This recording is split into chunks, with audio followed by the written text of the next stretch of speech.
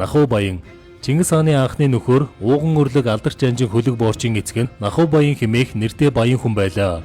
Чингис хааныг бага цагт Сэнгүүр горихны хөхнүүр нутаглаж байхад Зүрхэн аймгийн хүн Чингисийн 8 шарга морийг дээрэмдэн авч одох үед хойноос нь нэхэж явах замд олон адуунд хүрвэл нэгэн гавшгай хөвгүүн гүүгээс ааж байхад нь хэрэг учраа хэлэхэд тэрбээр хамт явуулсан агтаа эргүүлэн авахт нь үлэмж туслаж нөхөрлөхөд найр тавьж таниулсан эцэг нь Нахуу Баян гэдэг хүн байлаа. Тэр цагт Нахуу Баяны гэт хүрвээс Нахуу Баян захиж өгүүлсэн нь хоёр залуус үүнээс хойш сайхан нөхөрл бие биеэ битгий орх хэмэв. Ингээд боор Чингис нэг тэлээ хураг алж хүнс болгоод ганцхан тулан мөгч морин дээрээ ачиж явуулжээ. Тэр цагаас хойш боорч Чингисийн дэргэд сүүдэр шиг салсангүй үргэлж хамт явж Монгол овогтныг нэгтгэж тулгар дүрийг байгуулах хийгээд гадаг шийсэн олон дайнд явуулсаж Монгол улсын төрийн түшиг Чингисийн алтан уургийн өмг зөвлөгч үнэнч нөхөр нь болж түүхэнд мөнхөрсөн юм.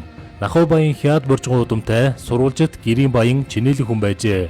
Тэр холын бодлоготой хүн журам андан ёсыг хүнддэгдэх хүн таньдаг өтгсийн нэгэн байв. Тийм ч учраас боорч үг мэдээгүй явж Чингисийн хэргийг бүтээлцэж байхад далдуур талархан дэмжиж байлаа. Иймээс Нахуу Баяныг тэр цагт Монгол овог аймгийг нэгтгэж нэгэн гүр улс болохыг дэмждэг тал нутгийн сурвалжтны нэгэн гэж үзэж болно. Бичлэг таалагдсан бол Монгол пэйждээ нэгдэн фоллоу дараарай.